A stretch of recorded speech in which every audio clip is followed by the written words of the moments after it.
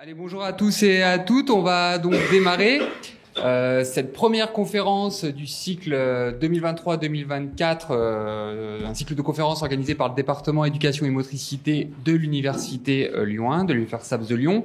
Alors, on accueille aujourd'hui Yacine Tajri, que je vais vous présenter en quelques mots tout de suite après. Juste un mot quand même sur l'ensemble du cycle. Vous avez dû recevoir le programme pour ceux et celles qui sont à distance. Donc, on a un programme organisé, structuré en 6 conférences. 6 conférences qui couvrent l'ensemble des formations proposées par le département éducation et motricité. Et si je devais résumer pour les étudiants et étudiantes qui sont ici présentes pour préparer les concours de recrutement, CAPEPS ou agrégation, alors on balaye de l'écrit 1 à l'écrit 2, à l'oral de leçon, aux APSA. Il y a une session aussi également recherche, une session plus en lien avec EgalApps qui porte le master EgalApps qui porte notamment sur genre et qui sera centré sur genre et évaluation. Donc un programme riche et donc on est ravi de vous accueillir et on est ravi d'ouvrir ce cycle avec Yacine Tajri qui nous vient de l'université donc Gustave Eiffel en région parisienne. Yacine Tajri est agrégé d'EPS. Il a également, parallèlement, réalisé une thèse de doctorat en STAPS. C'est un spécialiste de l'histoire de l'éducation physique, de l'histoire du sport, et tout cela croisé avec les questions de vulnérabilité et en particulier des publics en situation de handicap. Alors c'est une grande chance qu'on a de l'écouter puisque c'est un thème qui est souvent méconnu, souvent absent des dissertations, des discussions, des échanges professionnels, alors que cette catégorie de public est particulièrement visible, en particulier dans les cours des EPS. Donc je vais passer tout de suite la main à Yacine. Je précise qu'on part pour 1h30 de conférence. Il y aura 30 minutes de questions à la fin. Donc voilà, la parole est à lui, puis elle sera à vous. Et n'hésitez pas à profiter de sa présence pour poser plein de questions.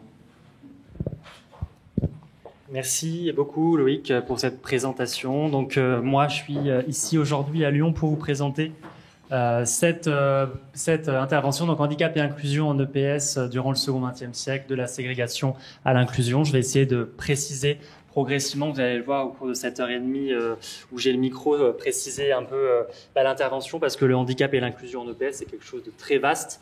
Donc moi, l'idée, l'objectif aussi pour votre préparation en filière EM, c'est vraiment de préciser selon les décennies, selon les ruptures, parfois politiques, parfois culturelles, parfois en termes de pratique, de préciser la couleur, la forme, l'orientation de l'éducation physique à destination des élèves. Alors parfois déficients, parfois en situation de handicap, parfois des élèves handicapés. Vous allez voir que l'histoire regorge de vocabulaire et de vocables, de différentes notions pour qualifier le handicap et la déficience. On va voir ça très rapidement en introduction avec la définition de mon objet de recherche. Donc afin de vous donner des points de vue un peu plus situés et un peu plus précis, il faut savoir que moi j'ai travaillé en histoire de l'éducation physique dans le cadre de ma thèse. Donc oui, j'ai passé mon CAPEPS et mon agrégation externe de PS il y a quelques années. Donc finalement, il y a encore quelques années, j'étais à votre place où je venais aussi sur les bancs de l'amphi de la fac pour écouter des collègues, aux futurs collègues ou professeurs de PS parler de l'éducation physique et de l'histoire de l'éducation physique pour me préparer au concours, notamment de la première épreuve en histoire de l'éducation physique, mais mes concours globalement de l'EPS. Donc moi, c'est une thèse que j'ai réalisée à Strasbourg sous la direction de Jean Saint-Martin et de Tony Froissart, et je vais revenir sur quelques résultats durant le second XXe siècle sur cette histoire-là, une histoire des élèves en situation de handicap, parfois des élèves à BEP, des élèves à besoins éducatifs particuliers. Donc on va voir comment ce vocable se solidifie durant le second XXe siècle pour arriver aujourd'hui à une prise en compte de la situation de handicap, de l'inclusion ou des élèves à besoins éducatifs particuliers. C'est quelque chose qui est vraiment intéressant pour vous en tant que futur prof de PS, capétien ou agrégé, puisque ça peut constituer un élément assez original des copies de concours en écrit 1 pour le CAPEPS et l'agrégation, parce que c'est quelque chose Donc je parle en connaissance de cause, hein. J'ai été jury, correcteur à l'écrit 1 au CAPEPS, et très souvent le handicap est totalement évincé des copies, donc ça peut être une entrée vraiment originale et intéressante à discuter, parce que vous savez que l'histoire de l'éducation physique, c'est pas que l'histoire des jeunes garçons sportifs des années 60, une histoire que vous connaissez bien, mais que parfois vous avez tendance peut-être à caricaturer. Alors peut-être pas à Lyon, hein, parce que vous avez de très bons enseignants qui sont là. Donc je pense qu'à Lyon, on vous enseigne aussi une autre histoire. Donc voilà, concernant mon parcours de thèse. Donc moi, mon objet de recherche en histoire de l'éducation physique pour les élèves déficients, des élèves qui sont handicapés, en situation de handicap au cours du XXe siècle. Donc moi, je vais aller jusque dans les années 90 et au début des années 2000, au moment du virage, en fait, intégration-inclusion avec la loi de 2005, notamment.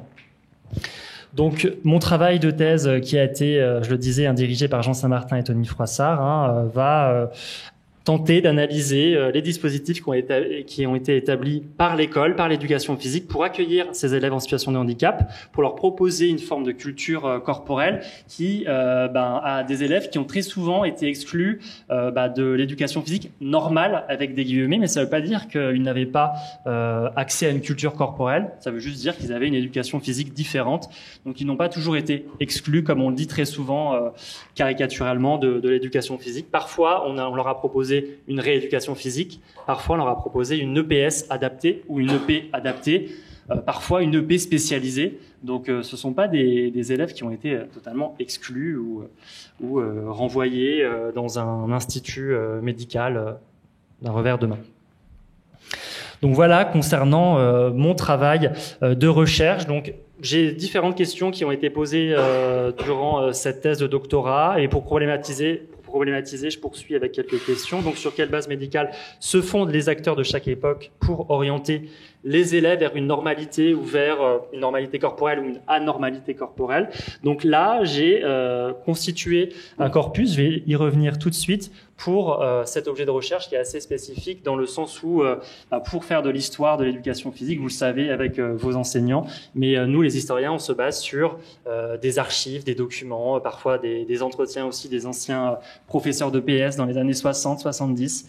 Donc là, on fait aussi un petit peu d'histoire d'oral, on puise également dans la méthode peut-être de sociologue, en faisant des entretiens avec d'anciens profs de PS, pour ceux en tout cas qui sont encore de ce monde. Parce que vous savez que l'histoire orale, pour l'histoire orale, on vise quand même une période assez récente, en tout cas pour les entretiens qu'on pourrait avoir avec d'anciens professeurs à la retraite, d'anciens professeurs de PS à la retraite qui sont proches malheureusement de la mort, hein, c'est la vie qui le veut. Donc, alors une perspective historique qui a forcément, qui m'a interrogé, parce que pour refaire cette histoire de l'éducation physique pour les élèves handicapés, alors je vois qu'il y a différents paradigmes, il y a des références à la réadaptation, il y a des références à la rééducation physique, à l'éducation physique spécialisée ou à l'EP adaptée, donc différentes pratiques pour qualifier différents élèves, par exemple des élèves qui sont dans la première partie souvent des illettrés physiques, donc je vous parlais du vocabulaire qui est important en histoire,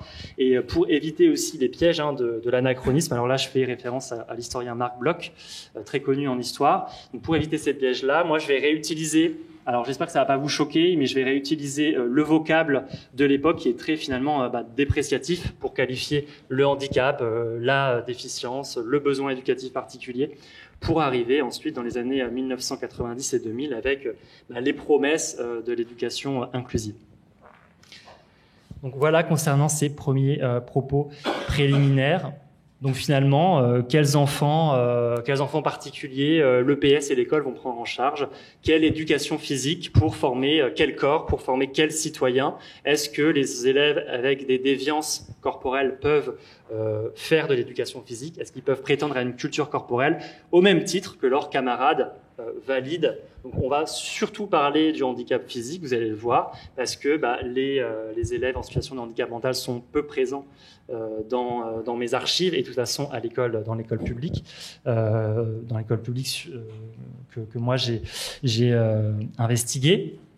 Donc différentes précisions préliminaires et différentes définitions. Premièrement, il faut savoir que l'histoire du handicap, elle fait appel aussi à l'histoire du corps. Donc je m'intéresse beaucoup aux travaux de Georges Vigarello depuis 1978 et le corps redressé. Il faut savoir que le corps est un point frontière entre d'un côté la génétique et la société. Donc ça, c'est les travaux de Corbin, Courtine, Vigarello. Et pour travailler en histoire du handicap, il faut faire référence aussi à l'histoire parfois de la médecine, parfois l'histoire de la santé, l'histoire de l'école certes, mais l'histoire du corps principalement, pour arriver avec la loi du 11 février 2005, alors je pense que vous la connaissez, cette loi-là, qui définit le handicap de la manière suivante, donc constitue un handicap, au sens de la présente loi, toute limitation d'activité ou restriction de participation à la vie en société subie dans son environnement par une personne en raison d'une altération substantielle, durable ou définitive, etc. etc. Donc ça, c'est la loi de 2005. C'est une définition qu'on voit très souvent dans les copies des CRIA ou en histoire de l'EPS. Donc je vois beaucoup aussi en licence parce que je gère dans mon université les cours d'histoire du sport et histoire de l'EP en L3EM. Donc on a une définition qui est vraiment très connue, mais tout l'intelligence de vous, futurs candidats ou même candidats pour cette session, c'est d'affiner un peu cette définition-là qui est assez classique finalement et qui n'est pas originale dans une copie CAPES puisque 80% des candidats utiliseront cette définition si vous avez un travail sur le BEP, sur la situation de handicap, etc., en sachant que la situation de handicap n'est pas un synonyme du BEP, du besoin éducatif particulier. Donc là, vous voyez avec ces premières définitions que le langage n'est pas juste un simple instrument de communication, c'est aussi un outil qui permet de se représenter mentalement des situations, des pratiques, des symboles, etc. pour reprendre les propos de Fougerolas en 2002 et à Monet. Donc je vous renvoie aux travaux sur la construction de l'anormalité et de l'anormalité, donc L' et LA normalité, pour comprendre aussi comment l'histoire du handicap à l'école et en éducation physique et dans le sport se constitue pour en fait proposer à toutes et tous, à tous les élèves, une forme de culture corporelle, puisque je vous rappelle que c'est un des principes républicains, l'égalité face à l'accès au savoir, c'est un des principes républicains depuis le début de la Troisième République. Si vous faites par exemple référence à la loi Ferry du 28 mars 1882, dans la loi Ferry qui rend obligatoire l'école pour les élèves de 6 à 13 ans, vous avez l'article 4 qui mentionne l'accès à l'instruction des élèves sourds, muets et aveugles. Donc finalement, on ne va pas la trouver dans cette loi Ferry. La loi Ferry, l'article 4, nous dit que finalement, un règlement d'administration publique va sortir dans les prochaines années. C'est quelque chose qu'on ne voit pas. Mais en tout cas, dans les lois Ferry, on prend déjà en compte en 1882 différentes situations d'élèves, différentes réalités, pour essayer de les rééduquer corporellement. Donc c'est quand même un point de départ qui est fondamental. J'anticipe un petit peu ma période pour vous présenter tout ça. Donc, ce qu'il faut savoir et comprendre, c'est qu'il y a une volonté de scolariser tous les élèves de la République, en tout cas de la métropole, même les élèves anormaux. Et au sein du ministère de l'Instruction publique, vous avez la loi de 1909, par exemple, qui crée les classes de perfectionnement à destination des élèves jugés anormaux ou jugés, entre guillemets, débiles. Donc ça, c'est la loi de 1909 qui crée les écoles de perfectionnement. Donc il y a un droit à la rééducation, si vous voulez. Il y a un droit à la rééducation avec le vocable de la rééducation, donc le préfixe re ou ré. Donc vous voyez qu'il y a une idée de retour à la normale. Il y a un retour à la société avec la rééducation, la réadaptation. On revient à la normale. Donc ça, c'est une conception qui se développe surtout après la Première Guerre mondiale, avec les mutilés de guerre, etc. Donc on essaye de réinsérer les gens déficients, les gens touchés, les gens mutilés à la société dans le travail. Et en éducation physique, ça ne déroge pas à la règle. Et voilà la problématique que moi, je vais essayer de soutenir. Donc vous allez me dire à la fin si c'est réussi ou pas. Mais concrètement, Vous comprenez que l'histoire du handicap en EPS a une histoire et ses conceptions évoluent au cours du temps. Donc, comment vous allez expliquer l'évolution des conceptions dans une copie, l'évolution des pratiques et l'évolution des pratiques de terrain, et finalement, quel a été le poids des représentations en termes de déficience? C'est vraiment quelque chose qui m'a interrogé, les représentations de la déficience, les représentations du handicap, d'un point de vue strictement EPS et strictement scolaire. Donc finalement, l'intégration des élèves en situation de handicap, l'intégration des élèves handicapés, c'est finalement, on va vers une idée de l'accès de tout à tous, à toutes et tous. Donc, quelle est l'influence de certains acteurs, de certaines actrices? C'est ce qui va interroger là mon travail des années, ma présentation des années 40 aux années 1990-2000, avec là sur la chronologie. Vous voyez qu'on va pas faire juste une simple chronologie descriptive, on va faire des carottages, on va zoomer sur des périodes, on va voir des éléments finalement de rupture, de continuité, parfois des éléments de retour en arrière, parfois des personnes qui sont avant-gardistes, qui proposent de nouvelles solutions pédagogiques, justement pour un peu casser les codes et créer des moments de rupture, comme vous pouvez le voir, comme je l'ai peut-être mal fait, c'est des éclairs en bleu sur la slide. Alors voilà, des différents éléments de rupture, il n'y en a pas que deux, il y en a plein. À différents niveaux, il y a différentes strates, strates institutionnelles, culturelles, politiques, donc différents niveaux. Essayez de bien retenir ça pour vos concours. Donc, ce que je vais essayer de montrer, c'est une histoire, si vous voulez, des oubliés, une histoire des oubliés de l'histoire, si je puis dire, d'une population marginalisée qui a longtemps été ignorée de l'école, mais qui a quand même été pris en compte, puisque même s'il y a ségrégation, finalement, on peut dire qu'il y a une forme de prise en compte, de manière séparée, mais il y a prise en compte.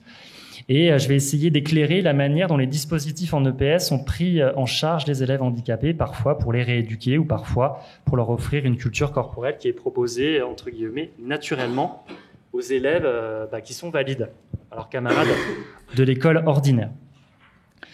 Donc la gestion de ces publics n'a pas toujours été clairement organisée dans l'institution EPS et souvent de manière différente des camarades ordinaires et valides, je disais, dans les périodes. Donc moi, je vais zoomer sur certains points qui ont pu freiner cette prise en compte, parfois des points qui ont accéléré la prise en compte. Et c'est pour ça que j'ai travaillé sur un corpus assez éclectique, avec classique en histoire, mais finalement un peu dans un corpus où j'ai dû puiser des documents dans différents fonds.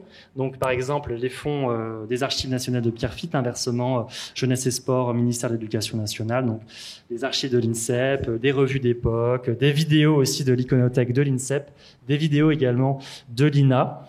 Et pour ancrer mon approche dans une histoire des pratiques, pour voir ce qui se faisait vraiment sur le terrain, j'ai aussi travaillé sur les archives municipales de la ville de Strasbourg, puisque j'ai fait ma thèse à l'université de Strasbourg. Donc c'était beaucoup plus facile pour moi de faire des petits sauts aux archives municipales de la ville de Strasbourg. Et également, j'ai pu trouver des anciens profs de PS pour constituer une forme d'histoire orale, un peu dans la lignée de ce que proposaient Michon et Carité en 98 dans un article assez connu, que vous connaissez, j'imagine.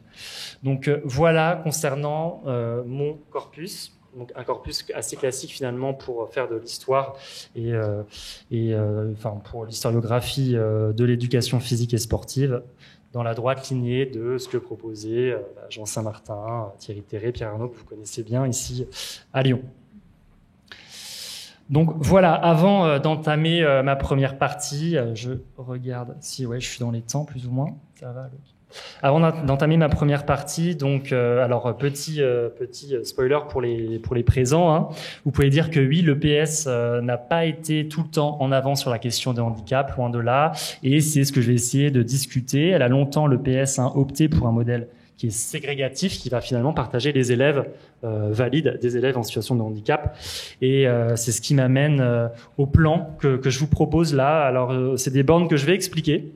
Donc voici la proposition de plan, des bornes que je vais défendre, un peu comme dans une copie d'histoire de l'EPS ou d'Écrien, où il faut défendre un plan d'attaque. Donc là, je vais essayer d'expliquer pourquoi la première borne, 1961, pourquoi 1980 pour la deuxième borne, Donc en essayant, finalement, toujours en essayant de casser la caricature.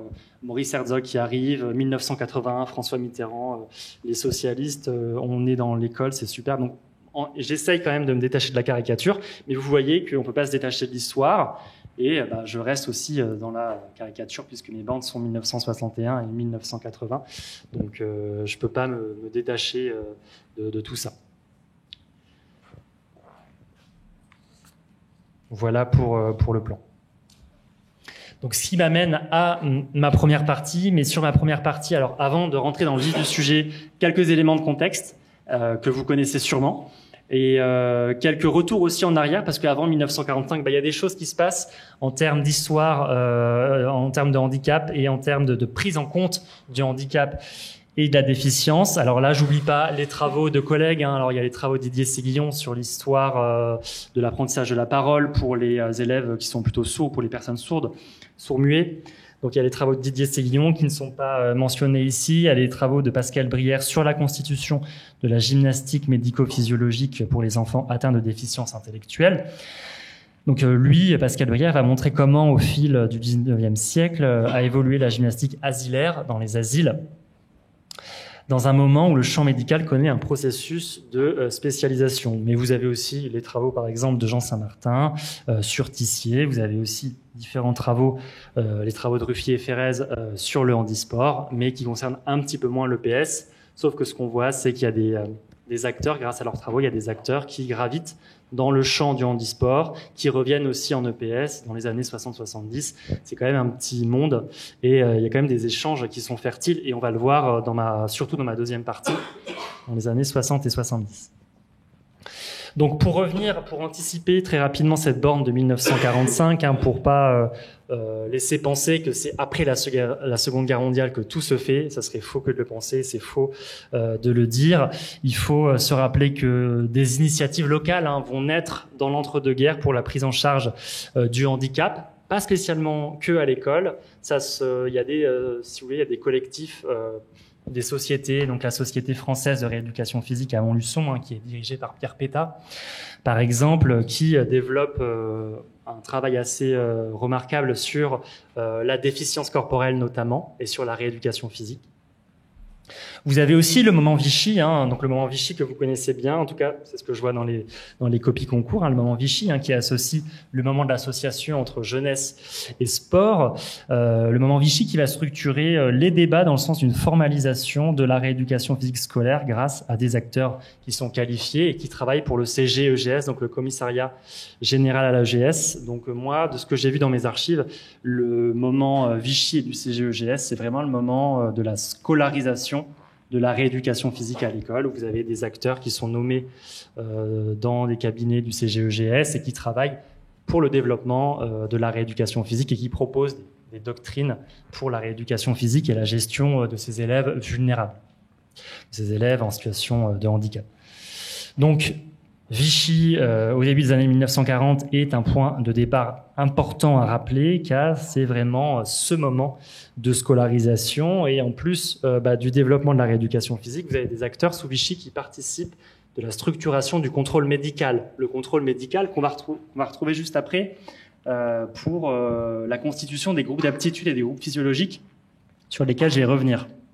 Donc c'est vraiment un travail de l'État de Vichy qui va formaliser finalement le projet de redressement des corps déviants, celui qu'on va voir apparaître beaucoup plus facilement au lendemain de la Seconde Guerre mondiale et au début de la Quatrième République. Donc pour vous donner quelques éléments de contexte que vous voyez là sur la slide, donc un élément quand même, un élément de contexte assez facilitateur à la fin de la Seconde Guerre mondiale, c'est vraiment le moment. Alors là, je parle sous couvert des travaux de Rioux en 1980. On constate les traces laissées par la guerre, par la collaboration, par les années d'occupation. Donc les traces sur les corps des Français et des Françaises, mais aussi sur les esprits des Français et des jeunes Françaises. Donc, des corps qui sont marqués par différentes privations, et c'est pour ça que l'objectif en 45 et après 46-47, l'objectif de l'État sera vraiment de retrouver une forme de quotidien qui a été perdu par toutes ces années de collaboration, de guerre et de déportation de population, par exemple. Donc, vous avez compris que l'urgence est affichée par les autorités de l'époque, et ça, on le retrouve notamment dans les discours sur la santé à l'école, et c'est ce qu'on peut dire, c'est que après la Seconde Guerre mondiale, avec les travaux de Nourisson en 2002, vous avez un rapprochement concret de l'école et de la santé. Donc, la santé pénètre l'école, et dans ce travail de Nourisson, là, je crois que c'est affiché en bas à gauche, à votre santé, peut-être que vous connaissez, vous avez un chapitre de Thierry Terré sur l'éducation physique après la Seconde Guerre mondiale, un article intéressant qui a guidé moi mes travaux de thèse, mais aussi quand je préparais mon CAPES et mon agrégation de PS. Donc, on a l'ordonnance du 18 août 1945, l'ordonnance du 18 août 45, qui cite, alors là je cite, la prise en compte de la jeunesse est fondamentale. Il est rappelé que toute la jeunesse est en danger. Donc, un moment important de la structuration, si vous voulez, des débats sur la jeunesse qui est déviante de plus en plus. Il n'y a pas que le ministère de l'Éducation nationale, vous avez aussi des ministère de la Justice, par exemple, qui veut encadrer les mineurs, par exemple, les mineurs déviants qui pourraient aller en prison. Donc, on va vraiment encadrer, on va plutôt pas embrigader, mais on va encadrer la jeunesse pour la redresser, la rééduquer. Et ça, c'est quelque chose qui se fait pas que en EPS et à l'école, ça se fait aussi à l'extérieur de l'école, dans les autres ministères. Donc, l'ordonnance du 18 août 45, elle est importante. Et vous avez aussi différents acteurs, différents docteurs, différents médecins qui posent des constats en 1945 pour dire que finalement, la situation est alarmante. Vous avez par exemple, alors là, c'est noté, je me rapproche de mon papier, le docteur Sambucy, qui nous dit en 45 que la France est un pays bourré de débiles pulmonaires, par exemple. Donc voilà les termes, je crois que les termes sont posés. Donc pour Sambucy, la France est un pays bourré de débiles pulmonaires. Donc finalement, là, on a tout un discours médical qui facilitera juste après les premières briques, si vous voulez, des centres de rééducation physique et des groupes d'aptitude qu'on voit émerger juste après. Donc, ce qui m'amène à la première, vraiment en 1945, à la première partie, première sous-partie, si vous voulez, de P1. Donc, une réponse sociale, trier les corps des élèves. Donc, ça aussi, c'est une histoire qui est assez connue parce que là, j'ai fait référence aux instructions ministérielles du 1er octobre 1945, avec la constitution des groupes d'aptitude et surtout l'institutionnalisation du contrôle médical pour orienter les élèves dans un groupe d'aptitude. Donc c'est une histoire assez connue, avec l'instauration à l'école en 1945 d'un contrôle médical. Donc là, on ne parle pas encore du contrôle médical en éducation physique. Là, c'est un contrôle médical en fait scolaire qui a pour but de surveiller la santé des élèves et d'établir un premier tri médical. Donc il doit apprécier d'une part l'aptitude de chacun des élèves à la vie scolaire, mais aussi de déceler des maladies latentes. Donc il faut se remettre dans ce contexte d'après-guerre et assez hygiénique de l'époque. Donc des maladies latentes ou des maladies anomalies inconnues, notamment, alors là je cite, des maladies, affections contagieuses pouvant être nuisibles à la collectivité selon les textes de 1945. Pour l'institution des groupes d'aptitude et pour leur fonctionnement, alors oui, vous pouvez citer les IM de 1945, mais n'oubliez pas la circulaire du 29 octobre 1945 qui va aussi organiser ces groupes d'aptitude. Mais ça, c'est quelque chose finalement qui est assez connu dans la littérature. Et ce qu'on voit, c'est qu'en plus de la mission finalement scolaire et socio-sanitaire de ce contrôle médical, le contrôle médical va se doubler d'une nouvelle mission en éducation physique, donc trier les élèves, trier le corps des élèves pour la pratique de l'éducation physique, vous le savez, puisque chaque groupe d'aptitude a sa pratique, et je reviendrai sur les différentes pratiques en fonction du groupe d'aptitude. Donc voilà, déterminer les aptitudes des élèves aux exercices d'éducation physique scolaire et enregistrer leur progrès dans ce domaine. Donc un progrès qui sera vraiment consigné dans une fiche médico-physiologique. Donc je vais vous montrer à quoi ça ressemble juste après. Donc, la Direction générale de l'éducation physique et des sports, la DGEPS, avec les groupes d'aptitude institués en 1945, intègre un partage, si vous voulez, des populations, donc des corps qui seraient normaux et des corps qui seraient déficients, voire inaptes pour le groupe 4. Donc là, il y a une vraie intégration d'une vulnérabilité institutionnelle, pour reprendre les propos de Terré en 2013. Donc il y a l'intégration d'une vulnérabilité institutionnelle en éducation physique avec la création des groupes d'aptitude. C'est quelque chose qui est désormais officiel et quelque chose qui est bien étayé par les pouvoirs médicaux, par des médecins qui créent, alors comme vous le voyez juste après, donc là vous avez l'exemple d'une fiche de contrôle physiologique qu'on peut retrouver un peu partout dans les documents officiels des années 40 et 50. C'est quelque chose qui existe beaucoup. Et vous avez des courbes qui sont tracées pour faire référence à la moyenne. Et en fonction de votre par exemple, volume spirométrique, vous êtes déficient, orienté dans le groupe 3, dans le groupe 4, dans le groupe 2, dans le groupe 1, en fonction des résultats que le médecin consigne sur la fiche anthropométrique ou fiche de contrôle médico-physiologique.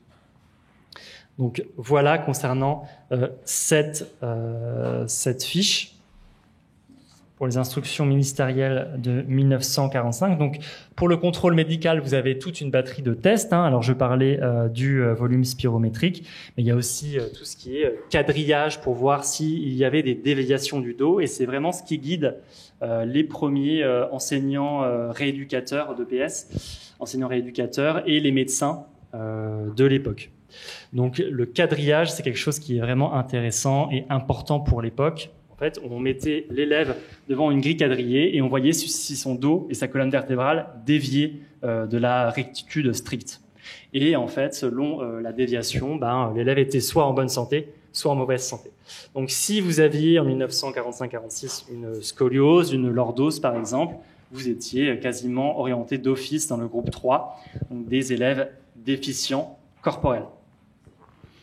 Donc voilà, concernant ce premier tri, en fait, un tri du corps des élèves qui émane certes du pouvoir médical, puisque c'est eux qui tracent, qui font tous ces tracés, mais aussi qui vient du pouvoir pédagogique, même si, vous le savez, à cette période, c'est vraiment le médecin qui guide, qui oriente l'élève dans les groupes d'aptitude. Donc finalement, l'enseignant d'EPS a un petit pouvoir pour parfois contredire le médecin, mais en général, il suit le médecin en sachant que c'est le médecin qui dicte vraiment un peu la messe, qui dicte les pratiques pédagogiques de chaque groupe, et le professeur d'EPS a l'obligation de suivre les conseils du médecin. Ça, c'est une tradition de l'éducation physique qui va un peu poursuivre l'EPS jusque dans les années 90-2000, et encore aujourd'hui, c'est l'autorité du médecin qui fait foi quand il y a, par exemple, une question d'inaptitude partielle. C'est très souvent signé par le médecin, tout le temps.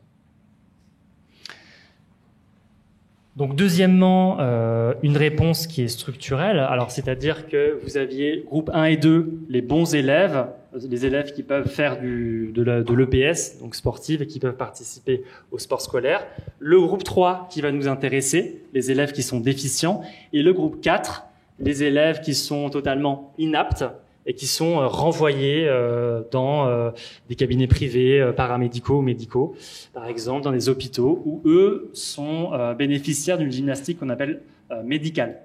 Moi, ce qui m'intéresse, et ce qui nous intéresse aujourd'hui, c'est vraiment les élèves du groupe 3, ceux que vous voyez là sur ce tableau, sur le tableau là, donc quand même qui représente à certaines périodes presque 15% des élèves, donc les élèves déficients du groupe 3, qui eux sont des élèves, ça c'est les textes officiels qui nous le disent, sont des élèves à ménager. Donc il faut faire attention à ce qu'on leur propose, et il faut faire attention à leur suivi pédagogique. Donc pour cela, pour les élèves du groupe 3, on va créer les centres de rééducation physique.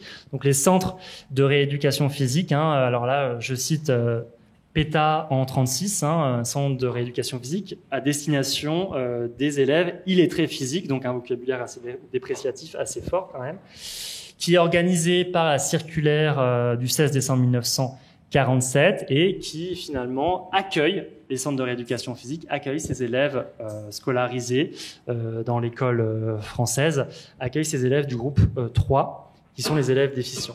Dans ces centres de rééducation physique, je reviendrai juste après, on va leur proposer une gymnastique adaptée à leur déficience corporelle, en tout cas qu'on pense adaptée à leur déficience corporelle. Et ça sera le propos de ma troisième sous-partie, mais je vais d'abord m'arrêter au centre de rééducation physique.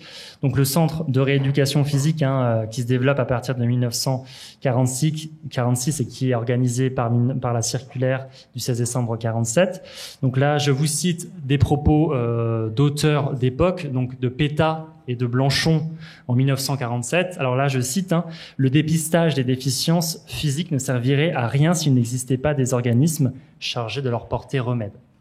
Donc là, c'est un peu une évidence que de le dire, mais on fait des groupes d'aptitude, il faut quand même des lieux et une pédagogie adaptée pour qu'ils puissent être accueillis quelque part et qu'on leur propose une éducation physique. Donc groupe 1, groupe 2, éducation physique normale et sport scolaire. Groupe 3, gymnastique corrective dans les centres de rééducation physique, on va y revenir. Groupe 4, des élèves qui sont totalement dispensés d'éducation physique normale, voire de gymnastique corrective. Donc, il y a des élèves qui peuvent faire une gymnastique médicale dans des cabinets paramédicaux, chez des kinés par exemple, chez des médecins. Donc, à eux de choisir. Donc, pour ces centres de rééducation physique, donc peut-être quelque chose d'un petit peu complexe à saisir, parce que les centres de rééducation physique, il y a des plans types qui sont définis par les autorités de l'éducation physique de l'époque, comme ce plan que j'ai retrouvé dans les archives, un plan qui a été diffusé par la DGEPS, la Direction Générale à l'EPS, à l'EP et au sport plutôt. Donc vous voyez que finalement, on évince quand même tout doucement les professeurs d'EPS qui sont littéralement sur le côté du plan. Donc vous voyez que les profs d'EPS sont vraiment relégués symboliquement face au poids du médecin et des salles d'examen, par exemple. Donc, ce qui est difficile peut-être à saisir, c'est qu'il y avait des bâtiments physiques, des centres de rééducation physique qui existaient physiquement. Il y avait des lieux, il y avait des bâtiments, mais vous aviez aussi des enseignants d'EPS qui faisaient de la rééducation physique en itinérance. Et ça s'appelait aussi là, des centres de rééducation physique, mais il n'y avait pas de bâtiment physique. Donc c'est peut-être le petit élément à saisir. Donc vous aviez des bâtiments physiques comme celui-ci. Donc là, c'était une photo trouvée à l'INSEP, dans l'iconothèque de l'INSEP. Vous aviez des bâtiments physiques, mais vous aviez aussi des profs d'EP spécialement nommés pour être en itinérance sur plusieurs communes, par exemple, ou sur plusieurs établissements. Quand, par exemple, la commune n'avait pas de ressources pour accueillir les élèves déficients, n'avait pas de ressources physiques ou de moyens humains, on faisait appel à des profs itinérants pour assurer ces cours de rééducation physique. Donc voilà, donc ça, je pense que ce sont des choses que vous avez aussi connues peut-être dans vos collèges et lycées, l'espalier suédois, les baumes, etc. Finalement, ça change pas trop de ce que vous avez connu, en tout cas ce que vous avez vu. Parfois, vous avez peut-être posé la question de à quoi ça pouvait servir, à quoi ça servait à l'époque. Ça servait pour la gymnastique suédoise, mais aussi pour la gymnastique corrective qui vient juste après. Donc, concernant la réponse pédagogique, alors je vous parlais d'une triple réponse dans mes premiers éléments de contexte. Première réponse, la réponse sociale, ensuite réponse la construction des centres de rééducation physique et troisièmement la réponse qui est pédagogique, donc c'est-à-dire redresser les élèves du groupe 3, les élèves en situation de handicap on dirait aujourd'hui, mais là des élèves qu'on appelait des déficients physiques, des déficients moteurs, parfois ça peut être des débiles moteurs, parfois des illettrés physiques, donc on n'a pas été tendre avec ces élèves-là. Mais il faut savoir que c'est la gymnastique corrective qui va se structurer pour répondre à leurs besoins physiques, physiologiques, qui va se structurer notamment dans les centres de rééducation physique avec différents acteurs, différentes actrices qui vont proposer une gymnastique corrective pour répondre aux besoins de ces élèves déficients, de ces élèves qui ont des besoins éducatifs particuliers finalement et qui sont orientés par les IEM et la circulaire de 1945 qui sont orientés dans le groupe 3. Donc c'est la gymnastique corrective, une gymnastique corrective qui implique, alors selon les concepteurs de l'époque, qui implique une idée d'absolu qui va entrer dans une croisade littéralement contre la courbure, donc la courbure du dos. Je vous rappelais que la rectitude, tout à l'heure je vous disais que la rectitude était un synonyme de bonne santé et aussi la gymnastique corrective en tant que lutte contre la pesanteur, puisque c'est la pesanteur qui fait peser le poids de ces élèves-là, le poids sur le dos des élèves et qui occasionne des déformations du dos, donc loin au final de la rectitude. Donc par une gymnastique corrective conscientisée, et on va pouvoir travailler le placement du dos, par exemple, en faisant des différents mouvements, comme vous pouvez voir en bas à gauche de la slide, donc des mouvements de dos sur des bancs suédois, des mouvements d'épaules, des mouvements de bras. Donc je vais revenir sur cette gymnastique corrective, parce que la gymnastique corrective se découpe de la manière suivante. Donc premièrement, une position de départ pour un exercice qui lui-même est correctif, une position de départ.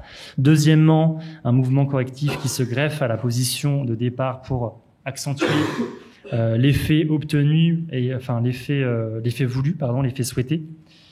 Donc deuxièmement, un mouvement correctif. Troisièmement, une position d'arrivée qui souligne l'effort maximum, en fait, l'effort maximal de cet exercice-là.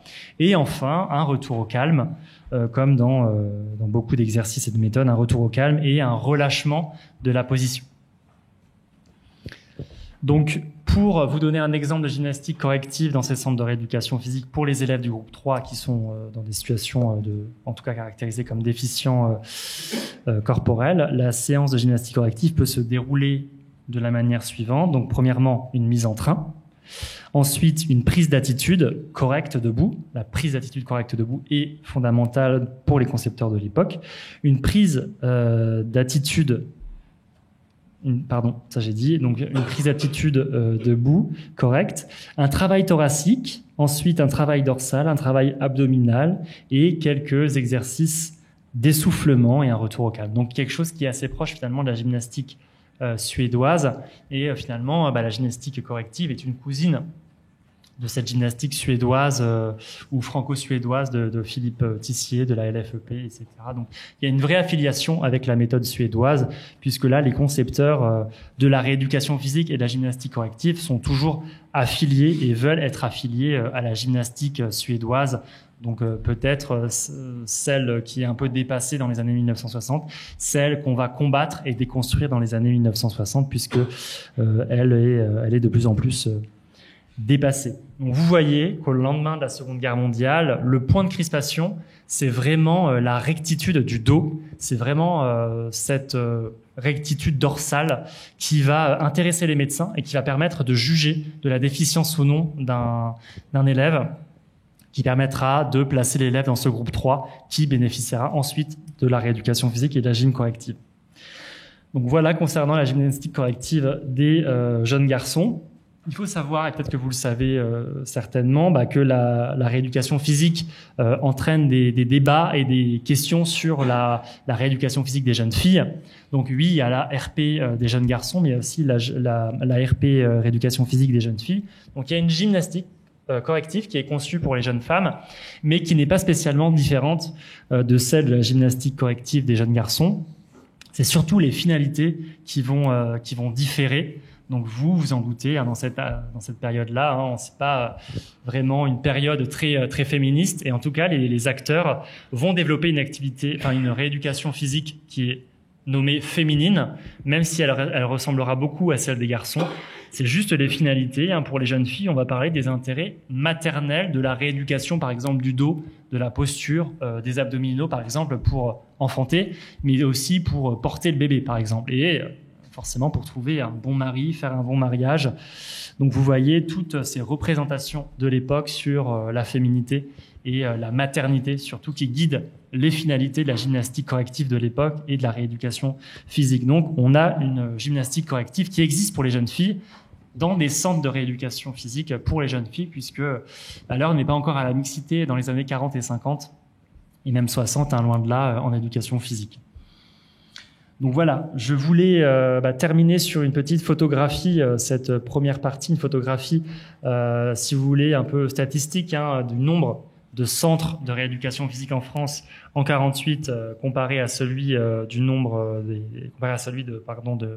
1955, et du nombre aussi de sujets, d'élèves qui sont traités dans ces centres de rééducation physique. Donc je pense que vous pouvez prendre juste la première ligne et la dernière ligne pour voir qu'il y a une augmentation quand même importante du nombre de centres et de sections de rééducation physique. Alors, section, j'en ai pas vraiment parlé, mais finalement, vous aviez dans chaque académie un grand centre de rééducation physique et des petites sections ou des centres annexes qui pouvaient faire office de centre de rééducation physique. Donc, des élèves qui passent de plus en plus, en tout cas pour les élèves du groupe 3, dans ces centres de rééducation physique dans les années 1950. Donc, voilà pour la petite photographie d'époque. Je vous renvoie aux travaux que j'ai fait avec Jean Saint-Martin en 2018. Si vous voulez plus de connaissances sur ces centres de rééducation physique et sur ces statistiques qui sont là. Ce qui me permet justement, ces stats-là, de poursuivre sur la deuxième partie avec les années 1960. Et on va voir que finalement, dans ces années 1960, on va s'attacher à déconstruire la rééducation physique et la gymnastique corrective de plusieurs côtés. Donc certes, le côté, ça c'est mon premier point, le côté scientifique, mais aussi un côté politique et institutionnel qui va essayer de déconstruire la rééducation physique. On a même des acteurs, des profs d'EPS qui ont essayé de déconstruire cette rééducation physique pour parler d'éducation physique spécialisée. Donc, concernant la contextualisation des années 1960, alors là, je vais être très rapide et les collègues historiens, pardonnez-moi pour les caricatures et la rapidité avec laquelle je passe sur le contexte historique, mais avec les travaux de Ludivine Bantini, notamment en 2007, on voit que la jeunesse dans les années 60 est un véritable enjeu d'État dans un moment de mutation culturelle et générationnelle, en reprenant les travaux de Cirinelli en 2003. Et on est aussi dans un moment, vous connaissez l'histoire sur la démocratisation scolaire, on est dans un moment où le nombre d'élèves explose à l'école littéralement, puisqu'on ouvre l'école à différentes populations. Donc voilà, vous savez, vous connaissez l'expression de Louis Cros en 61, vous connaissez aussi les travaux d'Antoine Pro. Vous avez une explosion scolaire dans les années 60-70, en tout cas en termes de nombre d'élèves qui passent sur les bancs de l'école et qui, du coup, potentiellement font de la gymnastique corrective et de la rééducation physique de moins en moins dans les centres de rééducation physique, on va le voir. Donc c'est aussi un moment important dans vos connaissances en histoire du handicap, puisque c'est un moment dans les années 60 où les réflexions sur le handicap en France vont s'accélérer. Il y a une accélération, si vous voulez, des questions sur le handicap, notamment du mouvement handisport, qui va se constituer dans la société française dans les années 60 et 70. Vous avez aussi le rapport Bloch-Lenné de 1967 qui va donner les grandes lignes de la loi sur les personnes en faveur des personnes handicapées de 1975. Donc vous avez différents éléments qui participent d'une remise en question de cette éducation physique à part la rééducation physique des élèves déficients. Donc on va remettre en cause, on va attaquer la rééducation physique et finalement c'est ce que je vais essayer de défendre pour cette deuxième partie. Donc une légitimité scolaire de l'EPS qui n'est pas remise en question, vous savez que la constitution de la jeunesse et des sports commence à la fin des années 50 avec Maurice Herzog et qui donne en 66 le ministère de la jeunesse et des sports avec un rattachement de l'EPS au ministère jeunesse et sport à partir de 1966. Donc là, on a quand même une EPS qui a des attaches institutionnelles, mais une EPS aussi qui est de plus en plus conquise par la méthode sportive. Et c'est en fait, moi, la question qui m'intéresse, c'est mais pourquoi les élèves de plus en plus handicapés ne peuvent pas avoir accès au sport ? Et c'est l'objet de cette première partie et de ma deuxième sous-partie de la P2.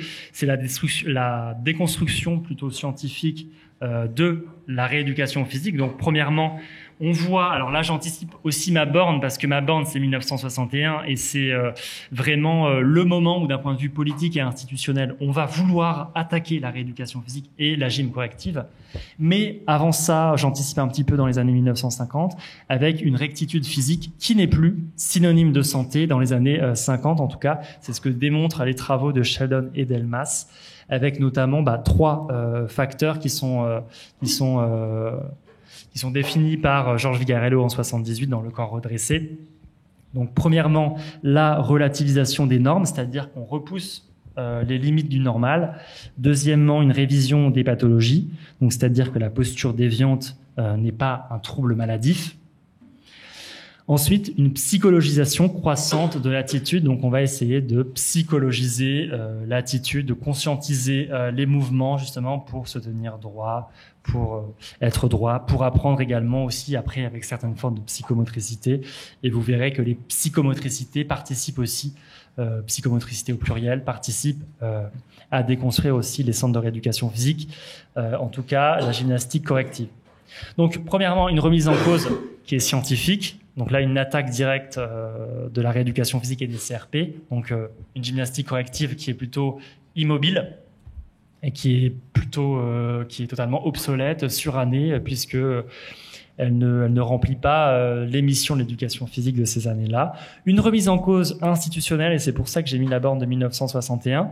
Donc, 1961, dans les archives, c'est vraiment ce qu'on pourrait souligner, c'est le moment où le bureau médical de la DGEPS va faire une lettre aux responsables politiques de l'EPS pour dire que finalement, la rééducation physique telle qu'on la connaît en 61 est totalement dépassée. Il faudrait passer à autre chose, c'est-à-dire que la rééducation physique telle qu'elle a été conçue après la Seconde Guerre mondiale est dépassée. Il faut vraiment aller vers un autre type d'éducation physique spécialisée.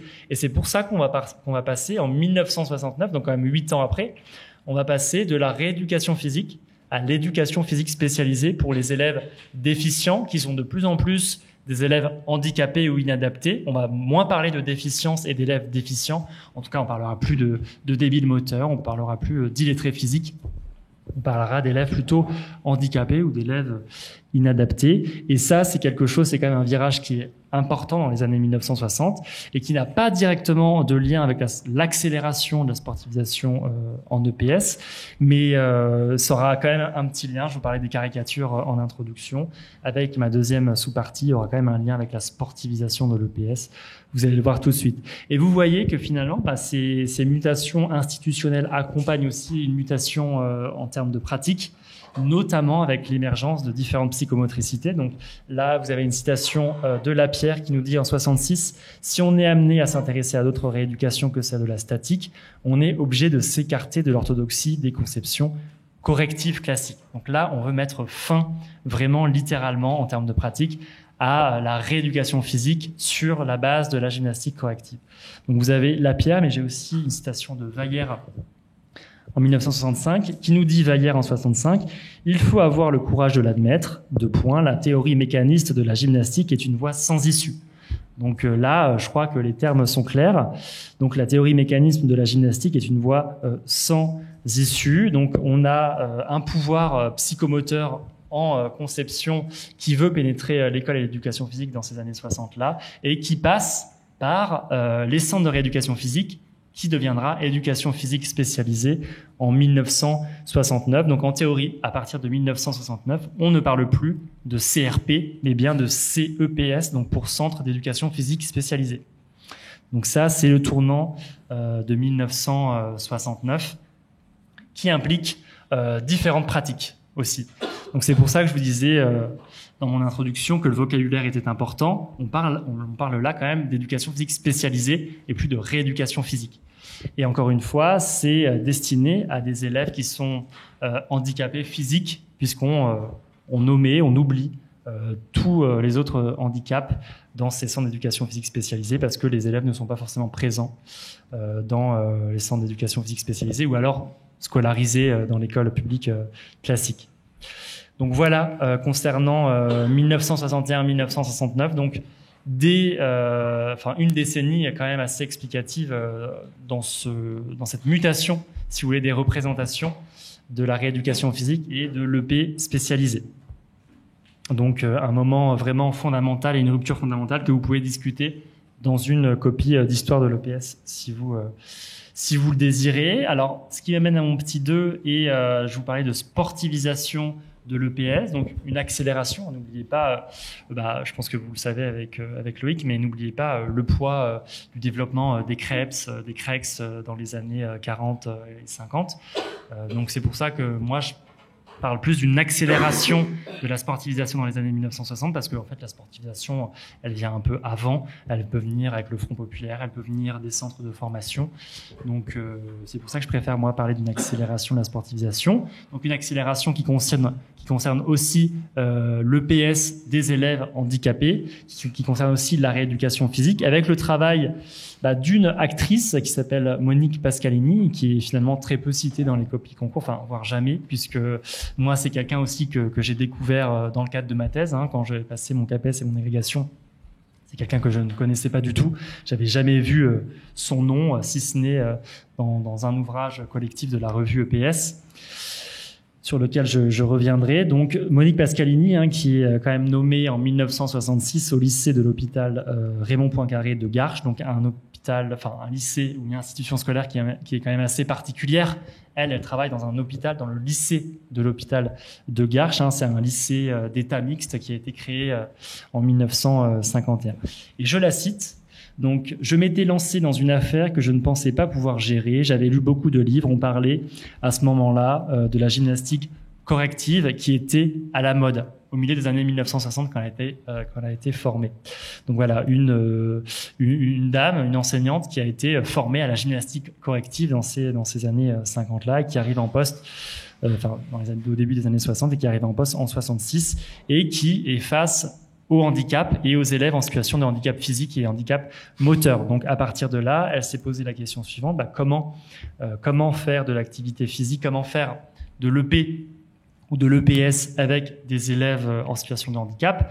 Pour elle, la gymnastique corrective, c'était quelque chose de très immobile ou de trop immobile et on ne pouvait pas proposer des APS séduisantes à des élèves alors que finalement la gymnastique corrective, c'est de la vieille gymnastique suédoise. Donc voilà, elle, c'était vraiment le travail qu'elle a essayé de mener à Garches. Et il faut savoir qu'elle avait, cette enseignante-là, elle avait l'aval de certains médecins quand même de poids, certains professeurs qui pesaient à l'époque. Et en fait, on l'a laissé faire ces expérimentations, ces innovations avec des élèves handicapés, alors que c'était très très mal vu à l'époque de faire du sport à des élèves en situation de handicap. C'était plutôt des bêtes de foire, quoi, le handicap dans les années 1960. Donc, vous savez, c'est une tradition quand même assez française où on va protéger les plus faibles et les personnes en situation de handicap, les plus vulnérables, et on va les évincer des pratiques sportives. Donc là, il y a une grosse tradition dans l'EP française depuis le début du XXe siècle et la fin du XIXe siècle. C'est vraiment une tradition qui est assez forte et qui est toujours qui n'est plus vraiment d'actualité. Mais dans les débats, par exemple, sur la dispense ou l'inaptitude partielle, vous pouvez voir encore en 2023, il y a toujours des débats importants sur cette conception un peu médicale du handicap et qui est différente de la conception sociale du handicap, en tout cas de la loi de 2005 et des promesses de l'inclusion. Donc, je cite encore Monique Pascalini. Pour elle, les élèves n'avaient que faire de sa gymnastique corrective. Ils ne voulaient pas de gym corrective, ils ne voulaient pas de psychomotricité. Ce qui les faisait bouger, c'était le basket, c'est noté. Le basket, c'était vivant. La gym corrective, ça ne sert à rien, c'est immobile. Donc, les enfants, ces élèves voulaient bouger et voulaient jouer et goûter aux joies du sport comme les autres élèves de différentes institutions, en tout cas à côté de son hôpital. Donc, il faut savoir aussi qu'il y a un instrument, un document plutôt qui bloquait totalement l'EPS pour les élèves handicapés dans les années 1960 et jusque dans les années 80-90, c'est la dispense d'EPS. Donc les élèves handicapés étaient dispensés d'office de l'épreuve obligatoire d'EPS au baccalauréat. Donc cette dispense empêchait toute participation des candidats handicapés physiques à l'EPS. Donc c'est quand même quelque chose qui va bloquer son action en faveur de toutes et tous, et c'est pour ça qu'elle va s'attacher dans les années 1960, Monique Pascalini, avec différents professionnels, à déconstruire la dispense d'EPS pour essayer d'aller vers une forme d'inaptitude partielle, celle sur laquelle nous allons revenir pour les années 80-90. Donc voilà, c'est quelque chose qui était critiqué par différents travaux. Donc vous voyez une injustice qui est dénoncée certes par Monique Pascalini, mais d'abord par ses élèves. Regardez, là c'est verbatim que j'ai isolé de l'entretien que j'ai mené avec Monique Pascalini. Et nous, pourquoi on n'a pas de points en plus pour le bac en EPS? Donc ça, la parole de ces élèves dans les années 1960, à la fin des années 60. On veut aussi avoir des points en plus, comme les élèves, comme les camarades ordinaires peuvent avoir le droit pour valider leur bac d'avoir des points en EPS. Nous aussi, pour des raisons d'égalité, on veut aussi valider le bac grâce à l'EPS avec des points en plus. Donc là, vous voyez que finalement, vous avez, avec la déconstruction de la gymnastique corrective, avec des propositions assez novatrices du sport pour les personnes handicapées physiques, vous avez les ingrédients finalement pour accueillir les années 1970 et mettre en place des groupes de travail au sein du ministère sur une réflexion pour des épreuves d'EPS adaptées, mais aussi pour déconstruire la dispense d'éducation physique, la dispense qui bloquait la pratique des élèves handicapés en EPS jusque dans les années 80 et au début des années 90. Donc là, vous avez tous les ingrédients qui sont réunis pour vraiment secouer un petit peu toute cette forme d'immobilité en éducation physique qui permettrait seulement aux élèves valides du cursus ordinaire de valider le bac en passant par exemple l'épreuve d'EPS. Alors, on va voir qu'au début des années 1970, dans la lignée un petit peu de tout ce qui se passe sur le handicap en France, il y a une effervescence qui est juridique et sociale et qui a directement une influence sur l'EPS. Et c'est surtout au début des années 1970 qu'on va voir ce travail avec la constitution, c'est noté en septembre 1970, la constitution d'un avant-projet d'études sur l'EPS des élèves handicapés, des enfants handicapés et des enfants inadaptés. Donc ça, c'est quelque chose qui est conçu par les services de l'EPS et il a pour but de tracer les grandes lignes stratégiques pour construire progressivement une EP adaptée, aux élèves en situation de handicap. Et selon ce projet, la France est en retard de ce point de vue sur la question du handicap et de la proposition qui est faite aux élèves handicapés de pratiquer l'EPS. Donc selon ce projet, cet avant-projet plutôt, la France a du retard et il s'agirait de combler un peu ce retard et c'est pour ça qu'elle pose différents points stratégiques. Enfin, ce projet, c'est pour ça qu'il pose différents points stratégiques, comme par exemple la sensibilisation de la profession, par exemple sensibilisation par la revue EPS, sensibilisation par la formation des professeurs d'EPS, donc formation initiale, formation continue. Vous savez qu'au CAPES, selon les années, vous aviez aussi une épreuve de rééducation physique, parfois qui a été enlevée, parfois qui a été ajoutée. C'est pareil pour l'agrégation dans les années 80. Donc différentes épreuves. Vous pouvez aussi utiliser les concours et les programmes du concours comme indicateur. Ça peut être hyper intéressant puisque vous n'êtes pas sans savoir que les programmes des concours peuvent renseigner aussi sur les différentes matières qui vous sont dispensées en STAPS ou dans les INSPE par exemple, puisque en général on essaie quand même de se calquer sur les programmes des concours pour vous faire valider un concours, même si à l'université on prépare aussi à un métier et pas qu'un concours. Vous le savez. Donc là, la date qui est fondamentale à retenir, c'est vraiment décembre 72, à la fin de l'année 72, avec la première réunion concernant la constitution d'épreuves adaptées d'EPS au bac, qui va organiser différents groupes de travail, un groupe médical et un groupe administratif. Donc un groupe médical qui sera chargé de clarifier et de catégoriser les différents handicaps pour déterminer les épreuves adaptées d'EPS. Ça, c'est le premier groupe, le groupe médical, donc catégoriser, clarifier un petit peu, donc le qui fait quoi. Et un groupe administratif qui a un travail beaucoup plus administratif, bureaucratique, qui sera chargé de rédiger des projets et de mettre au point les textes officiels.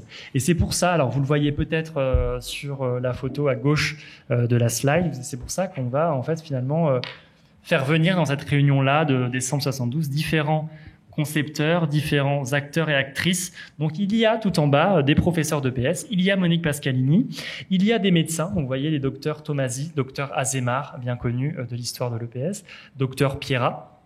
Donc vous voyez à chaque fois leur rattachement institutionnel. Docteur Pierrat, c'est un médecin de l'hôpital Raymond Poincaré à Garches, qui est aussi dans la Fédération nationale de handisport, enfin pour les FFSHP, donc handicapés physiques. Donc vous voyez cette finalement éclectisme des participants à la première réunion pour fédérer un petit peu les forces vives et pour trouver des acteurs qualifiés. Donc là, on va réunir des gens qualifiés qui sont compétents sur la question du handicap. Donc pas que des médecins, pas que des profs de PS, il y a aussi des inspecteurs pour la rédaction des textes. Et là, c'est important, peut-être que vous connaissez les inspecteurs comme Marchand, Toraille, etc. Mais il y a aussi quelqu'un qui est bien connu de l'histoire du handicap et un peu moins connu dans l'historiographie de l'EPS. C'est l'inspecteur Labrogère qui, lui, a beaucoup écrit sur les textes du handicap à l'école, pas EPS, mais handicap à l'école. Donc l'inspecteur Labrogère que vous voyez là sur la slide. Donc vraiment une réunion avec différentes personnes qualifiées pour tracer le travail. C'est le travail qui sera fait dans les années 1970 avec plusieurs dizaines de réunions. Alors je vous passe les différentes réunions pour avancer un petit peu dans l'histoire. Mais en fait, au bout de quelques années, on a déjà des tableaux, des barèmes pour l'EPS adapté en EPS. Enfin, pour l'EPS adapté d'ailleurs pour les élèves en situation de handicap. Et c'est l'année 77-78 qui voit aboutir ce processus de mise en forme administrative. Vous avez une sous-commission pour l'année 77-78, une sous-commission qui publie un tableau officiel présentant différentes épreuves sélectionnées. Donc vous avez pour l'EPS adapté, vous avez de la natation, de l'athlétisme, vous avez de la gymnastique, donc des APSA assez classiques au final, et vous avez du slalom. Du slalom parce que toutes ces APS peuvent être pratiquées debout, en fauteuil, voire en tricycle. Donc vous n'avez pas que de l'EPS debout. Vous avez de l'EPS en fauteuil, mais aussi en tricycle. Je vais vous montrer une image juste après pour vous donner une idée de la chose. Donc après ce premier travail en 77-78, il y a une expérimentation nationale qui est menée pour tester, pour affiner ces premiers barèmes et pour mettre un peu à l'épreuve ces barèmes et avoir des retours sur la constitution des différents barèmes. Donc ça, c'est un travail vraiment administratif qui aboutit en février 1980 et ça va être l'objet de ma troisième et dernière partie, les années 1980, avec la publication d'épreuves adaptées, donc des épreuves d'EPS adaptées pour les élèves handicapés physiques. C'est important, le handicapé physique. Et un an avant la réintégration de l'EPS au ministère de l'Éducation nationale en 1981. Donc vous connaissez, je pense, l'histoire de 1981, avec la réintégration, promesse électorale de François Mitterrand qui a été élu en mai 81 et qui finalement tient sa promesse électorale et qui rattache l'EPS au ministère de l'Éducation nationale. Mais par contre, il faut savoir que avant 1981, il y avait déjà dans les textes officiels des épreuves adaptées d'EPS, comme si en fait dans les années 1970 on préparait un petit peu la réintégration. Donc la réintégration au ministère de l'Éducation nationale n'a pas changé fondamentalement, enfin si elle a quand même changé la trajectoire de l'EPS, mais ce sont des choses qu'on prépare en amont avant 1981, puisque dans les années 1970, vous savez que l'histoire de l'EPS est quand même l'EPS à l'école est assez tumultueuse dans les années 1970, et finalement, on a des enseignants quand même qui s'activent à inscrire l'EPS dans l'école et qui montrent les missions finalement scolaires de l'EPS, contrairement à ce que certains dirigeants politiques pourraient constater, et c'est ce qui amènera bien sûr à vouloir évincer l'EPS de l'école pour différentes raisons. Donc, ce qui me fait enchaîner avec ma troisième partie en 1980. Donc, il faut savoir que les épreuves aménagées de 1980 peuvent être exécutées, je le disais, debout, en fauteuil ou en tricycle. Là, vous avez un exemple de slalom en tricycle, par exemple. Donc ça, c'est le décret, c'est la circulaire 80-79 du 12 mars 1980. Donc c'est une circulaire qui met en application, si vous voulez, les premiers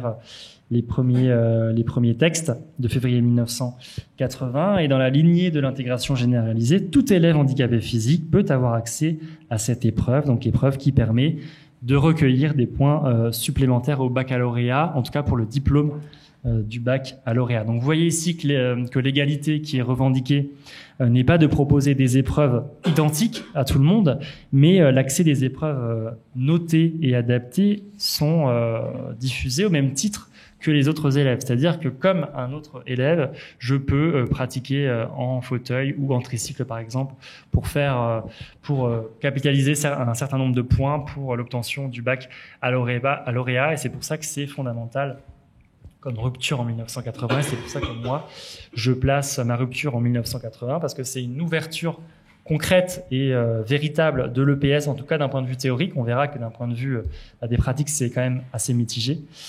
Donc une ouverture de l'EPS en 1980, mais toujours un problème, les dispenses d'éducation physique, les dispenses d'EPS, donc une démocratisation qui reste quand même mitigée. Donc je vais revenir très rapidement sur deux problèmes. Premier problème, vous voyez que c'est une démocratisation en demi-teinte parce que le jalon est certes fondamental en 1980, mais on parle seulement d'épreuves adaptées pour les élèves handicapés physiques. Donc là, c'est seulement un type de handicap. Donc là, vous voyez qu'on ouvre aux candidats handicapés physiques, mais on ferme l'épreuve pour les autres types de handicap. Et deuxièmement, vous avez quand même le poids des médecins, qui est toujours palpable dans les années 1980, puisqu'ils vont rester les seuls décideurs de la pratique des élèves handicapés via la dispense d'EPS, qui bloque toujours l'EPS des élèves handicapés et qui existe toujours en 81, 82 jusqu'en 88, 89, si vous voulez. Donc là, finalement, on a finalement des textes qui proposent, on pourrait dire, un ersatz d'épreuves adaptées d'EPS qui sont malheureusement contournés par beaucoup de candidats handicapés physiques, et ce, malgré l'obligation de ces épreuves pour les élèves valides. Donc là, on a toujours une inégalité qui est criante avec la dispense d'EPS au baccalauréat. Donc, pour terminer cette première partie, cette première sous-partie de la P3, donc une petite photographie encore sur les dispensés. Donc là, il faut se replonger dans les séries au baccalauréat, donc les différentes séries de A jusqu'à H.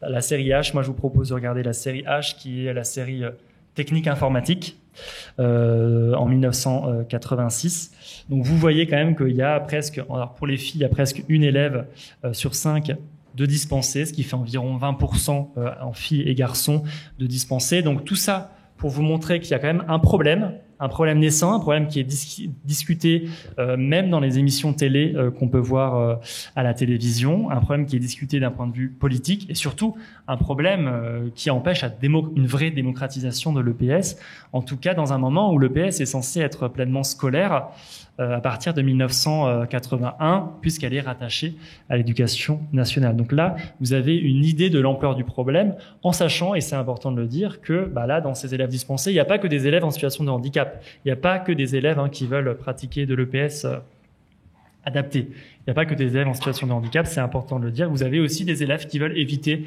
juste l'épreuve d'EPS par commodité, par exemple.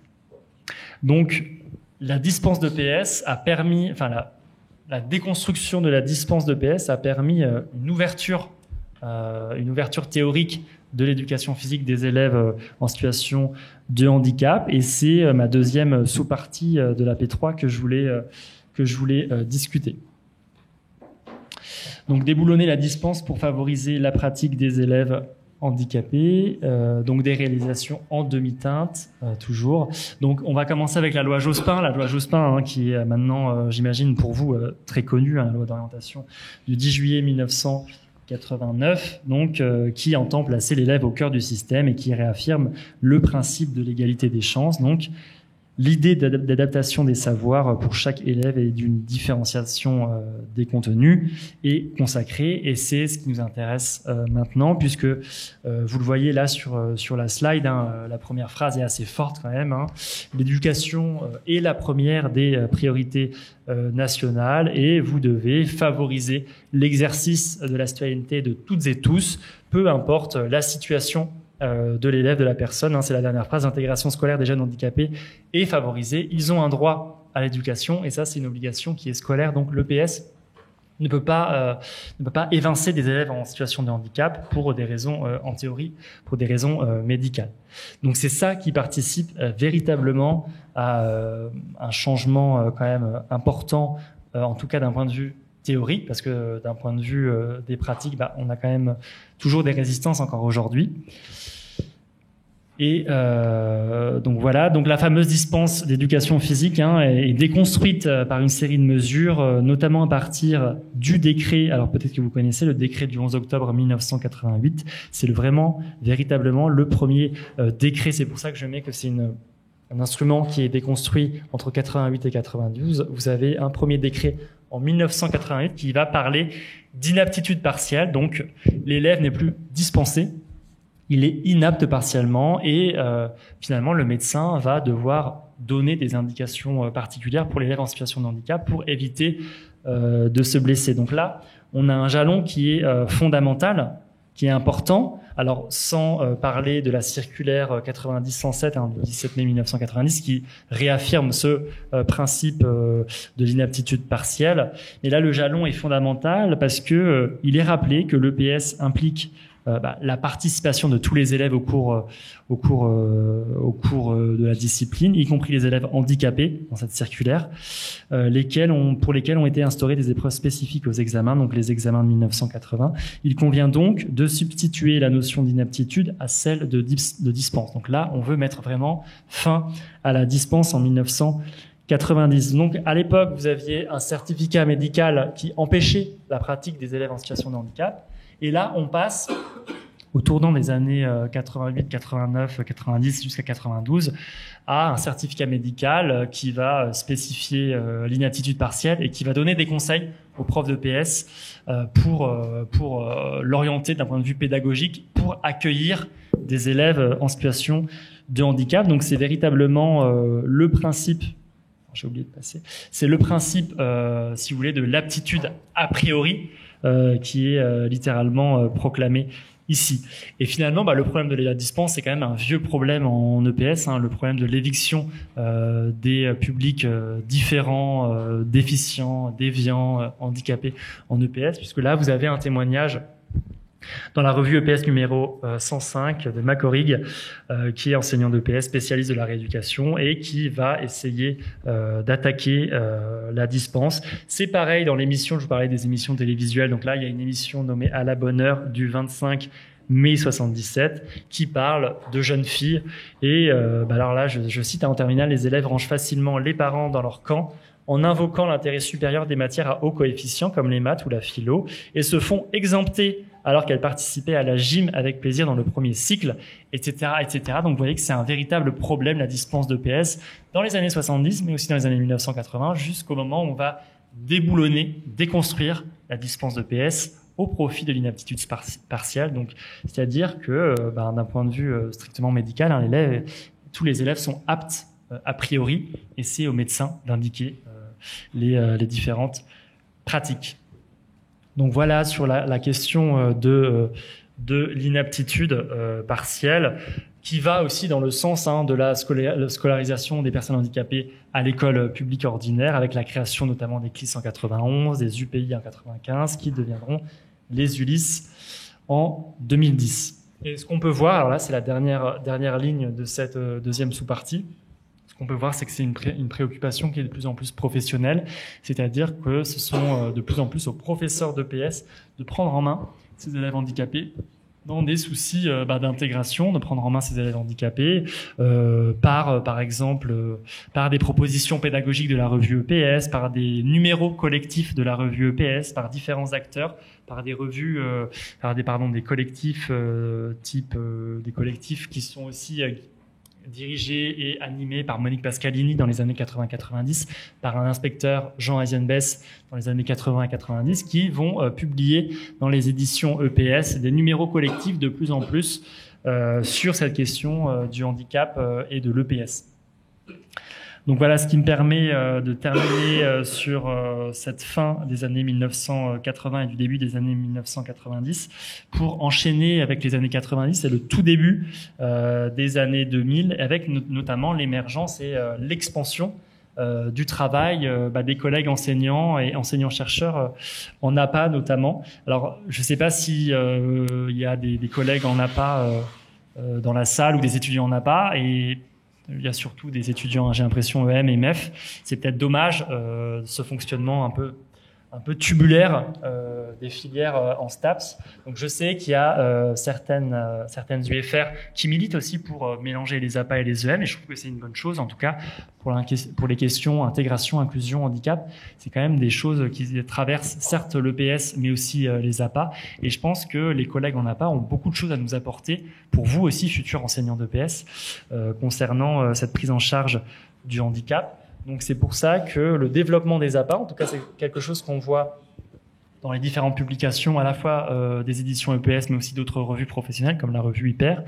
Vous avez des collègues APA qui commencent à prendre en main cette éducation physique des élèves en situation de handicap, et qui proposent finalement une structuration un peu plus fine des propositions professionnelles, et des propositions professionnelles de plus en plus à destination des élèves à besoins éducatifs particulier, mais ça accompagne aussi la grande histoire, l'histoire du handicap avec un grand H, la loi de 2005 par exemple, la proclamation et la montée de l'inclusion à la fin des années 90 et au début des années 2000. Donc il y a une véritable réflexion qui est à poser aujourd'hui dans les STAPS sur les ponts entre les filières EM et APA. Donc, alors il y a parfois des guerres de chapelle, mais peut-être que l'avenir du handicap en EPS et de l'inclusion est aussi à chercher là-dedans. Et je suis pas le premier à le dire, c'est quelque chose qui est développé depuis les années 80-90 avec les premiers Master APA, par exemple. Donc quelque chose qui est à développer. Vous aviez souvent des responsables APA dans les années 80 et 90 qui étaient d'anciens professeurs d'EPS qui avaient un peu plus l'occasion de tendre des mains vers les APA. Donc voilà. Donc les APA qui participent à réinterroger les contenus de formation des enseignants d'EPS ou des futurs enseignants d'EPS. Mais d'un autre côté, on a aussi la loi Jospin de 89 et la création des UFM au tout début des années 1990, qui finalement éloigne un peu les étudiants STAPS des APA et des STAPS. Et au final, c'est une question aussi qui mérite d'être posée. C'est peut-être aussi pour ça qu'il y a encore des résistances dans les formations initiales et dans les formations parfois continues de cette formation des futurs enseignants d'EPS au handicap. En mettant les enseignants et les futurs enseignants, en tout cas les étudiants, dans des UFM, dans des SP, dans les INSPE, est-ce qu'on n'éloigne pas un peu finalement les étudiants des STAPS et des APA? Je crois que la réponse est oui, même s'il y a des savoirs qui sont beaucoup plus transversaux maintenant. Et c'est aussi l'idée de ces instituts de formation. Je pense que Loïc pourra vous en parler mieux que moi. Donc voilà, concernant la première zone, finalement les premiers éléments de résistance. Et deuxièmement, c'est le levier de la diffusion de la corporation des enseignants d'EPS. Comment on va essayer de toucher et sensibiliser les professionnels de l'EPS par différents réseaux professionnels. Donc là, je vous parlais de Jean Eisenbess, l'inspecteur dans les années 80-90, et de Monique Pascalini, qui vont organiser des universités d'été. Donc je pense notamment à celle organisée à Lille en 1994, qui sera publiée dans un numéro spécial de la revue EPS, en tout cas en termes de bouquins collectifs, avec différentes propositions pédagogiques et différents rappels à la loi concernant l'intégration. Dans les années 90 en EPS, on est encore sous le mode de l'intégration, on n'est pas encore dans l'inclusion. Il faudra attendre 2005. Il faut savoir que c'est quelque chose quand même qui est encore d'actualité. Alors moi, je m'arrête à la fin des années 90 et au début des années 2000. C'est quand même quelque chose qui est dans l'actualité. Vous voyez par exemple à droite une tribune de la revue du café pédagogique, une tribune, et si on arrêtait de dispenser les élèves en EPS, qui date du 5 septembre 2023, donc il y a un mois, qui a été signé par Mayeko, Sophie Chat et Quédon. Donc voilà, des formateurs, médecins aussi pour Sophie Chat, et puis inspectrice ou rectrice, je sais plus, ça m'échappe. Mais en tout cas, c'est quelque chose encore d'actualité. Vous avez tous les travaux de Maxime Tan qui montrent que finalement, il y a encore sur le terrain une vieille génération d'enseignants d'EPS qui fait pas forcément de l'inclusion aujourd'hui, mais qui a tendance à revenir à ce qu'on connaissait dans les années 70-80 sur l'intégration, sur une forme de ségrégation aussi des corps des élèves. Donc il y a encore des résistances. Peut-être que vous, la nouvelle génération d'enseignants d'EPS, vous allez vous inscrire comme certains aînés dans les promesses de l'inclusion qui a fait ses preuves. Alors parfois oui, parfois non. Parfois il y a des débats. Hein. Est-ce qu'il faut mettre les élèves en situation de mixité, en situation de non-mixité? Il y a des débats, il y a différentes études qui disent oui, d'autres qui disent non. Donc ça, ce sont des débats plutôt de l'ordre des sciences de l'éducation, des sciences de l'intervention, auxquels l'histoire ne peut pas encore répondre, mais on pourra faire différents constats bientôt. Donc, pour nous laisser du temps de discussion, permettez-moi de conclure en revenant à la problématique. Je vais essayer de conclure et n'oubliez pas de conclure vos travaux en histoire de l'EPS et en écrit 1 parce qu'en général, c'est ce qui vous fait très souvent louper, en tout cas le CAPEPS, c'était les consignes des différents présidents du CAPEPS. Donc, pour conclure, différents éléments de cette présentation, j'espère avoir été clair. Alors, parfois, j'ai été un petit peu vite sur certains acteurs, certaines propositions pédagogiques. N'hésitez pas à poser des questions. Mais globalement, vous avez vu dans une première période que même avant la Seconde Guerre mondiale, donc durant l'entre-deux-guerres et le moment Vichy, donc on a des périodes quand même qui sont fondamentales dans la scolarisation de la rééducation physique, donc une éducation physique adaptée pour les élèves déficients, des illettrés physiques. Donc un moment important qui est aussi retracé dans les IO de 1941 et dans les instructions ministérielles de 1945. Et c'est surtout un travail qui va s'accélérer avec 1945-46 en termes de conceptualisation et de propositions pédagogiques de la gymnastique corrective et qui va finalement pénétrer les murs de l'enceinte scolaire via la rééducation physique et les centres de rééducation physique créés en 1946. Donc, on répond aussi à une situation politique qui est claire, l'après-Seconde Guerre mondiale en France. Autant vous dire qu'après la Seconde Guerre mondiale en France, la priorité, c'est pas du tout en 45 l'éducation physique ou la rééducation physique. La priorité, c'est surtout de se relever d'un conflit, de la collaboration de Pétain, de l'occupation allemande, etc. Donc, c'est pas une priorité, mais il y a quand même des éléments qui vont dans cet élan politique et qui participent du redressement d'un pays, des corps, en tout cas de la jeunesse française, filles et garçons. Donc pour les élèves du groupe 3, comme je le rappelais tout à l'heure. Donc cette rééducation physique après Seconde Guerre mondiale, au tout début des années 60 et un petit peu dans les années 50, elle est déconstruite par plusieurs pouvoirs, donc déconstruite dans les années 60-70, par le pouvoir scientifique d'abord, par un pouvoir institutionnel, donc le discours officiel, notamment par le bureau médical de la DG-EPS et puis après par les services médicaux de Maurice Herzog. Et vous avez aussi une EP spécialisée qui va émerger avec les promesses de la psychomotricité, donc des propositions psychomotrices au pluriel, différentes méthodes psychomotrices, alors surtout pour l'éducation physique spécialisée, celle de Lapierre, de Vaillère, qui sont directeurs de centres de rééducation physique et qui seront évincés, l'éducation physique spécialisée est évincée en 78 officiellement. Alors je l'ai pas dit, mais c'est 78 où on évince les CEEPS, en tout cas, on ne nomme plus de professeurs d'éducation physique spécialisée en 78. Vous connaissez l'histoire peut-être de Soissons, par exemple. Ensuite, quand bien même on a participé à construire des épreuves adaptées dans les années 70 et en 1980, on a des épreuves adaptées qui ont été formalisées, qui sont publiés, mais par contre la démocratisation de l'EPS pour toutes et tous c'est quand même en demi-teinte et c'est pour ça qu'on peut nuancer quand même la démocratisation de la discipline puisque en 1980 on a encore le problème de la dispense jusqu'en 88-89 qui pose problème d'un point de vue officiel à cette EPS pour toutes et tous. Donc c'est pour ça qu'on va s'atteler dans les années 80 et ce sont les textes de 88 et de 92-90 qui les montrent.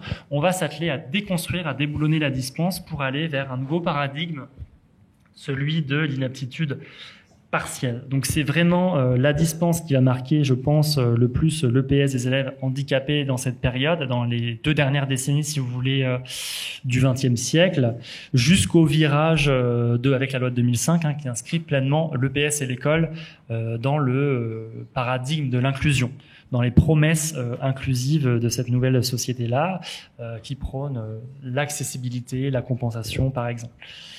Donc voilà pourquoi j'insiste sur cette loi-là, mais vous pouvez aussi penser à la loi 2019, la loi Blanquer. C'est hyper intéressant dans une copie d'Écrien ou d'Histoire de l'EPS de terminer sur une partie 3 bien soignée. Donc ne bâclez pas votre partie 3, puisque c'est ce que je répète toujours à mes étudiants qui en fait connaissent très bien l'après-Seconde Guerre mondiale, qui connaissent très bien les années 60. On voit un peu moins les années 70 et on voit un peu moins les années récentes, les années 2010 et le tout début des années 2020.